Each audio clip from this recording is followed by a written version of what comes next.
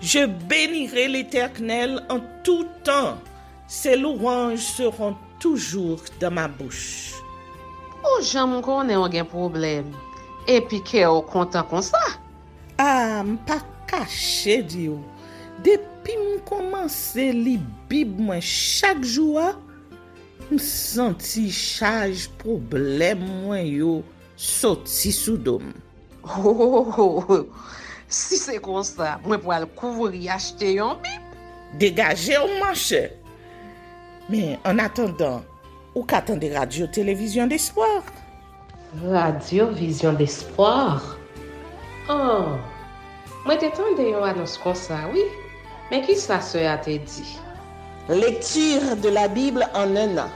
Une émission qui vous accompagne à la découverte des trésors cachés de la parole de Dieu sur Radio Télévision d'Espoir. Chaque jour de 11h à 11h30 du matin, excepté mercredi 5h30, 6h de l'après-midi, samedi 7h30, 8h du matin, avec les sœurs Chantal Saint-Hubert, Claude Louis Orisma et votre servante Maudeline Maurice Hilaire.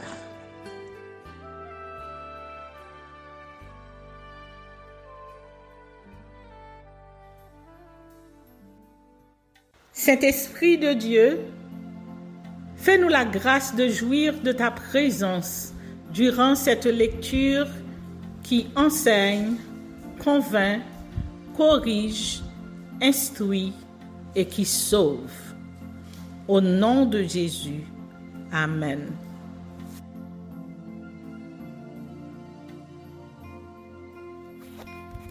Exode chapitre 9. L'Éternel dit à Moïse, « Va vers Pharaon, et tu lui diras, ainsi parle l'Éternel, le Dieu des Hébreux, laisse aller mon peuple afin qu'il me serve. Si tu refuses de le laisser aller, et si tu le retiens encore, voici, la main de l'Éternel sera sur tes troupeaux qui sont dans les champs, sur les chevaux, sur les ânes, sur les chameaux, sur les bœufs et sur les brebis. Il y aura une mortalité très grande. L'Éternel distinguera entre les troupeaux d'Israël et les troupeaux des Égyptiens, et il ne périra rien de tout ce qui est aux enfants d'Israël. L'Éternel fixa le temps et dit, « Demain, l'Éternel fera cela dans le pays. » Et l'Éternel fit ainsi. Dès le lendemain, tous les troupeaux des Égyptiens périrent, et il ne périt pas une bête des troupeaux des enfants d'Israël. Pharaon s'informa de ce qui était arrivé, et voici, pas une bête des troupeaux d'Israël n'avait péri. Mais le cœur de Pharaon s'endurcit, et il ne laissa point aller le peuple. L'Éternel dit à Moïse et à Aaron, « Remplissez vos mains de cendres de fournaise, et que Moïse la jette vers le ciel sous les yeux de Pharaon. Elle deviendra une poussière qui couvrira tout le pays d'Égypte, et elle produira dans tout le pays d'Égypte, sur les hommes et sur les animaux, des ulcères formés par une éruption de pustules. » Ils prirent de la cendre de fournaise et se présentèrent devant Pharaon. Moïse la jeta vers le ciel, et elle produisit sur les hommes et sur les animaux des ulcères formés par une éruption de pustules. Les magiciens ne purent paraître devant Moïse à cause des ulcères, car les ulcères étaient sur les magiciens comme sur tous les Égyptiens. L'Éternel endurcit le cœur de Pharaon, et Pharaon n'écouta point Moïse et Aaron, selon ce que l'Éternel avait dit à Moïse. L'Éternel dit à Moïse, « Lève-toi de bon matin et présente-toi devant Pharaon. Tu lui diras, ainsi parle l'Éternel, le Dieu des Hébreux, laisse aller mon peuple afin qu'il me serve. Car cette fois, je vais envoyer toutes mes plaies contre ton cœur, contre tes serviteurs et contre ton peuple, afin que tu saches que nul n'est semblable à moi sur toute la terre. Si j'avais étendu ma main et que je t'eusse frappé par la mortalité, toi et ton peuple, tu aurais disparu de la terre. Mais je t'ai laissé subsister, afin que tu voies ma puissance et que l'on publie mon nom par toute la terre. Si tu t'élèves encore contre mon peuple, et si tu ne le laisses point aller, voici, je ferai pleuvoir demain, à cette heure, une grêle tellement forte qu'il n'y en a point eu de semblable en Égypte depuis le jour où elle a été fondée jusqu'à présent. Fais donc mettre en sûreté tes troupeaux et tout ce qui est à toi dans les champs. La grêle tombera sur tous les hommes et sur tous les animaux qui se trouveront dans les champs et qui n'auront pas été recueillis dans les maisons, et ils périront. Ceux des serviteurs de Pharaon qui craignirent la parole de l'Éternel firent retirer dans les maisons leurs serviteurs et leurs troupeaux. Mais ceux qui ne prirent point à cœur la parole de l'Éternel laissèrent leurs serviteurs et leurs troupeaux dans les champs. L'Éternel dit à Moïse, « Étends ta main vers le ciel, et qu'il tombe de la grêle dans tout le pays d'Égypte, sur les hommes et sur les animaux, et sur toutes les herbes des champs dans le pays d'Égypte. » Moïse étendit sa verge vers le ciel, et l'Éternel envoya des tonnerres, et de la pluie, et de la grêle. L'Éternel envoya des tonnerres et de la grêle, et le feu se promenait sur la terre. L'Éternel fit pleuvoir de la grêle sur le pays d'Égypte. Il tomba de la grêle, et le feu se mêlait avec la grêle. Elle était tellement forte qu'il n'y en avait point eu de semblable dans tout le pays d'Égypte, depuis qu'il existe comme nation.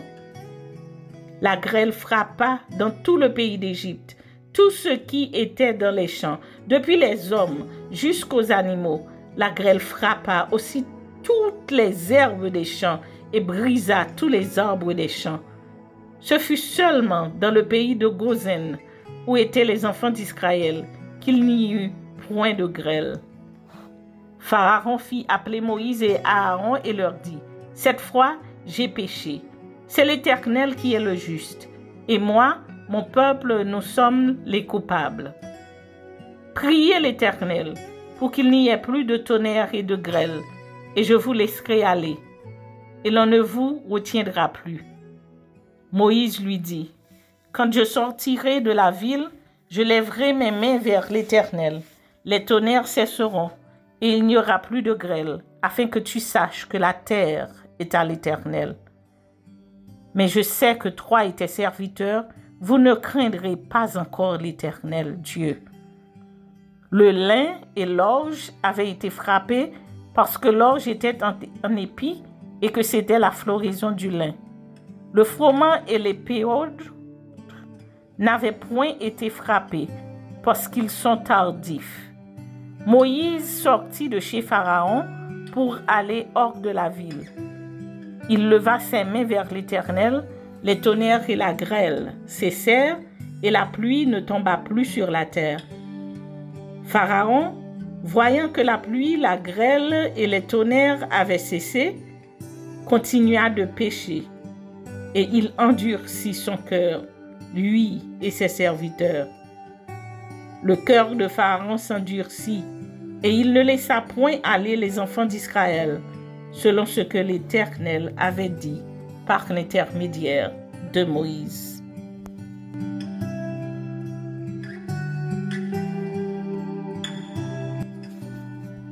Exode, chapitre 10. L'Éternel dit à Moïse, « Va vers Pharaon, car j'ai endurci son cœur et le cœur de ses serviteurs, pour faire éclater mes signes au milieu d'eux. C'est aussi pour que tu racontes à ton fils et au fils de ton fils comment j'ai traité les Égyptiens, et quels signes j'ai fait éclater au milieu d'eux, et vous saurez que je suis l'Éternel. » Moïse et Aaron allèrent vers Pharaon et lui dirent, « Ainsi parle l'Éternel, le Dieu des Hébreux. Jusqu'à quand refuseras-tu de t'humilier devant moi? laisse aller mon peuple afin qu'il me serve. Si tu refuses de laisser aller mon peuple, voici, je ferai venir demain des sauterelles dans toute l'étendue de ton pays. Elles couvriront la surface de la terre et l'on ne pourra plus voir la terre. Elles dévoreront le reste de ce qui est échappé, ce que vous a laissé la grêle. Elles dévoreront tous les arbres qui croissent dans vos champs. Elles rempliront tes maisons, les maisons de tous tes serviteurs et les maisons de tous les Égyptiens. Tes pères et les pères de tes pères n'auront rien vu de pareil depuis qu'ils existent sur la terre jusqu'à ce jour. Moïse se retira et sortit de chez Pharaon. Les serviteurs de Pharaon lui dirent, « Jusqu'à quand cet homme sera-t-il pour nous un piège? Laisse aller ces gens et qu'ils servent l'Éternel leur Dieu. Ne vois-tu pas encore que l'Égypte périt? » On fit revenir vers Pharaon Moïse et Aaron. « Allez, leur dit-il, servez l'Éternel votre Dieu. » Qui sont ceux qui iront? Moïse répondit, « Nous irons avec nos enfants et nos vieillards, avec nos fils et nos filles, avec nos brebis et nos bœufs, car c'est pour nous une fête en l'honneur de l'Éternel. » Pharaon leur dit, « Que l'Éternel soit avec vous, tout comme je vais vous laisser aller, vous et vos enfants, prenez garde, car le malheur est devant vous. » Non, non, allez, vous les hommes, et servez l'Éternel, car c'est là ce que vous avez demandé. Et on les chassa de la présence de Pharaon. L'Éternel dit à Moïse, « Étends ta main sur le pays d'Égypte, et que les sauterelles montent sur le pays d'Égypte, qu'elles dévorent toute l'herbe de la terre, tout ce que la grêle a laissé. » Moïse étendit sa verge sur le pays d'Égypte, et l'Éternel fit souffler un vent d'Orient sur le pays toute cette journée et toute la nuit. Quand ce fut le matin, le vent d'Orient avait apporté les sauterelles. Les sauterelles montèrent sur le pays d'Égypte et se posèrent dans toute l'étendue de l'Égypte. Elles étaient en si grande quantité qu'il n'y avait jamais eu et qu'il n'y aura jamais rien de semblable. Elles couvrirent la surface de toute la terre, et la terre fut dans l'obscurité. Elles dévorèrent toute l'herbe de la terre et tout le fruit des arbres, tout ce que la grêle avait laissé. Et il ne resta aucune verdure aux arbres, ni à l'herbe des champs dans tout le pays d'Égypte. Aussitôt, Pharaon appela Moïse et Aaron et dit, « J'ai péché contre l'Éternel votre Dieu et contre vous. Mais pardonne mon péché pour cette fois seulement, et priez l'Éternel votre Dieu afin qu'il éloigne de moi encore cette plaie mortelle. » Moïse sortit de chez Pharaon et il pria l'Éternel. L'Éternel fit souffler un vent d'Occident très fort qui emporta les sauterelles et les précipita dans la mer Rouge. Il ne resta pas une seule sauterelle dans toute l'étendue de l'Égypte. L'Éternel endurcit le cœur de Pharaon et Pharaon ne laissa point aller les enfants d'Israël. L'Éternel dit à Moïse, « Étends ta main vers le ciel, et qu'il y ait des ténèbres sur le pays d'Égypte, et que l'on puisse les toucher. » Moïse étendit sa main vers le ciel, et il y eut d'épaisses ténèbres dans tout le pays d'Égypte, pendant 3 jours. On ne se voyait pas les uns les autres, et personne ne se leva de sa place pendant 3 jours. Mais il y avait de la lumière dans les lieux où habitaient tous les enfants d'Israël. Pharaon appela Moïse et dit, « Allez, servez l'Éternel. Il n'y aura que vos brebis et vos bœufs qui resteront, et vos enfants pourront aller avec vous. » Moïse répondit, « Tu mettras toi-même entre nos mains de quoi faire les sacrifices et les holocaustes que nous offrirons à l'Éternel notre Dieu. Nos troupeaux iront avec nous, et il ne restera pas un ongle, car c'est là ce que nous prendrons pour servir l'Éternel notre Dieu. Et jusqu'à ce que nous soyons arrivés, nous ne savons pas ce que nous choisirons pour offrir à l'Éternel. » L'Éternel endurcit le cœur de Pharaon, et Pharaon ne voulut point les laisser aller. Pharaon dit à Moïse, « Sors de chez moi, garde-toi de paraître encore en ma présence, car le jour où tu paraîtras en ma présence, tu mourras.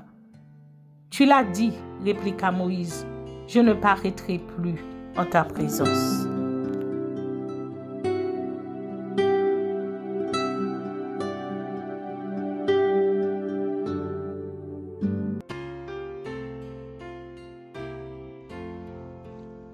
Psaume chapitre 77.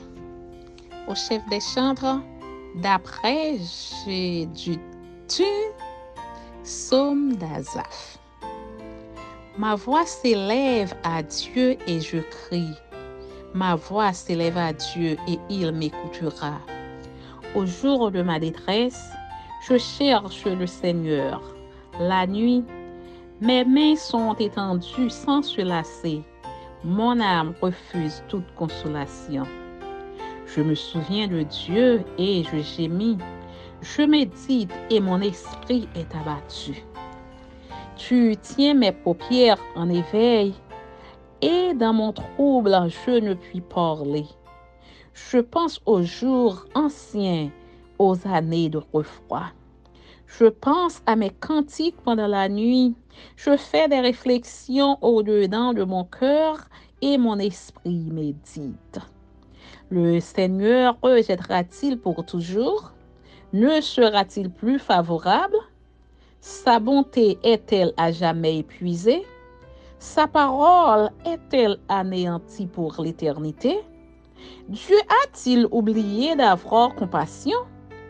A-t-il dans sa colère retiré sa miséricorde? Je dis, ce qui fait ma souffrance, c'est que la droite du Très-Haut n'est plus la même. Je rappellerai les œuvres de l'Éternel, car je me souviens de tes merveilles d'autrefois. Je parlerai de toutes tes œuvres, je raconterai tes hauts faits. Ô Dieu, tes voies sont saintes. Quel Dieu est grand comme Dieu? Tu es le Dieu qui fait des prodiges. Tu as manifesté parmi les peuples ta puissance. Par ton bras, tu as délivré ton peuple, les fils de Jacob et de Joseph. Les eaux t'ont vu, ô Dieu, les eaux t'ont vu, elles ont tremblé, les abîmes se sont émus. Les nuages versèrent de l'eau par torrent, le tonnerre retentit dans les nues et tes flèches volèrent de toutes parts. Ton tonnerre éclata dans le tourbillon, les éclairs illuminèrent le monde, la terre s'émut et trembla. Tu te frayas un chemin par la mer, un sentier par les grandes eaux, et tes traces ne furent plus reconnues. Tu as conduit ton peuple comme un troupeau par la main de Moïse et d'Aaron. Amen. Tu as conduit ton peuple comme un troupeau par la main de Moïse et d'Aaron. Amen. Amen. Amen.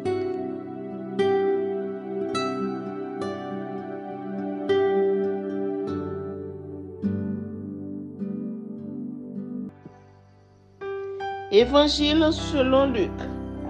Introduction à l'Évangile selon Luc. L'Évangile selon Luc commence par une dédicace à l'honorable Théophile, Luc 1er, versets 1 à 4, liant ce livre à celui des Actes des Apôtres, où l'auteur fait appel au même personnage, Acte 1er, verset 1er. Ces deux livres se présentent donc comme deux tomes d'un ouvrage initialement unique, mais qui, pour des raisons précises, a dû être séparé en deux parties. La première partie, l'Évangile de Jésus-Christ, relate la vie et l'œuvre de Jésus, présenté comme Fils de Dieu et Sauveur du monde. La deuxième partie, les Actes des Apôtres, relate la vie et l'œuvre de ces apôtres après lui. Il s'agit de savoir comment ces derniers ont continué la mission que Jésus a entreprise. De tous les auteurs des évangiles, Luc est aussi le seul qui explique clairement les raisons qui l'ont conduit à écrire le sien et surtout la manière dont il a procédé pour la collecte des informations. Luc 1er, versets 1 à 4. Ce faisant, il confirme qu'au moment où il écrivait son texte, des textes similaires à l'exemple de l'évangile de Marc existaient déjà et qu'il a dû s'en servir. Luc écrit son évangile pour parfaire ce que les autres ont commencé. Il reprend et améliore la structure de Marc.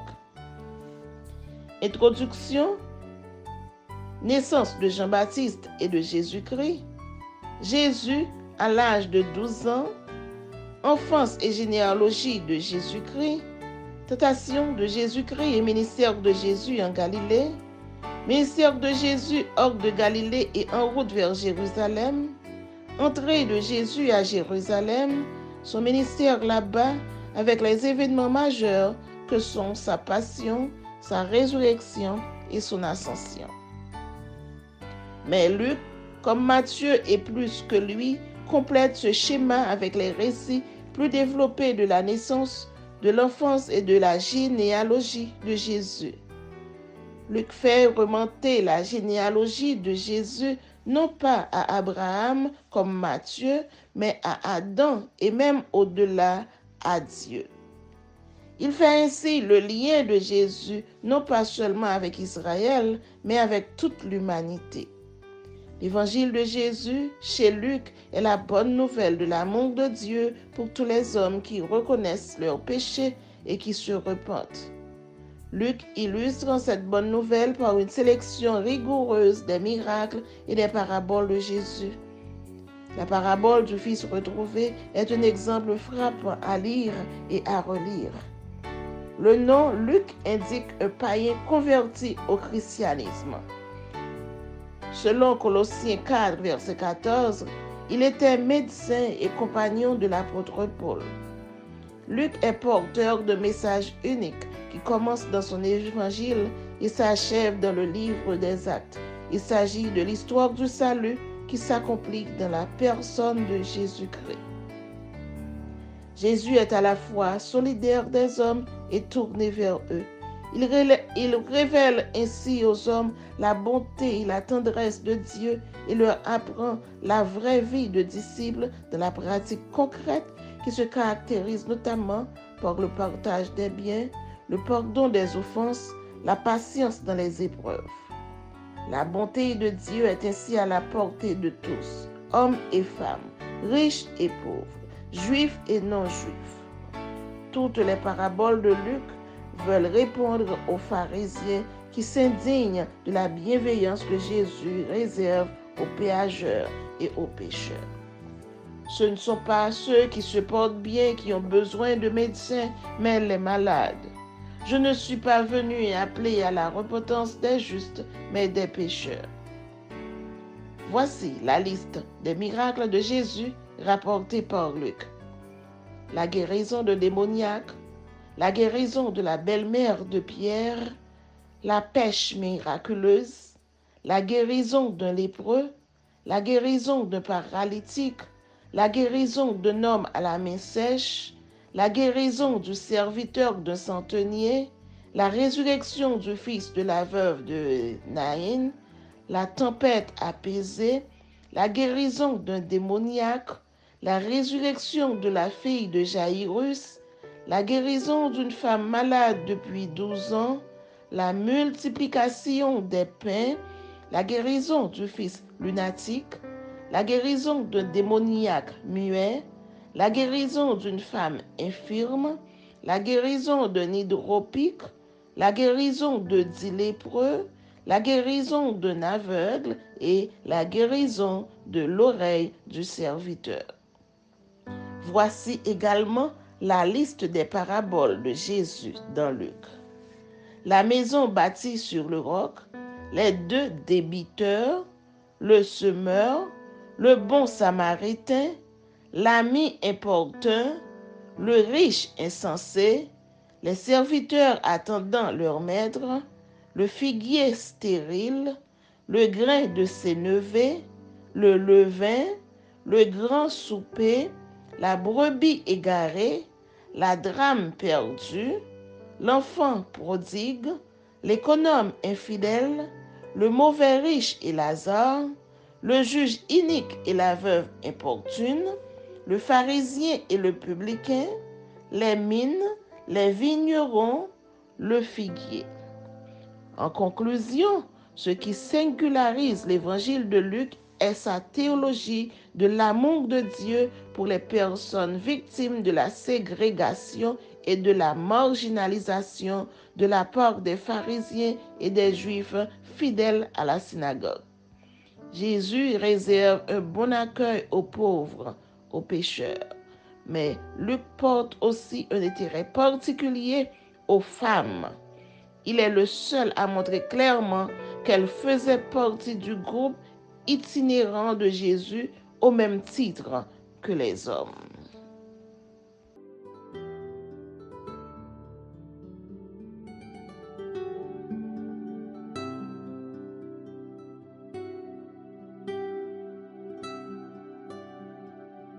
Merci Seigneur de nous donner le discernement dans la lecture de ta parole, que nous y prêtions attention afin d'appliquer notre cœur à la sagesse. Amen. Que celui qui a des oreilles pour entendre, entende, et que celui qui lit fasse attention.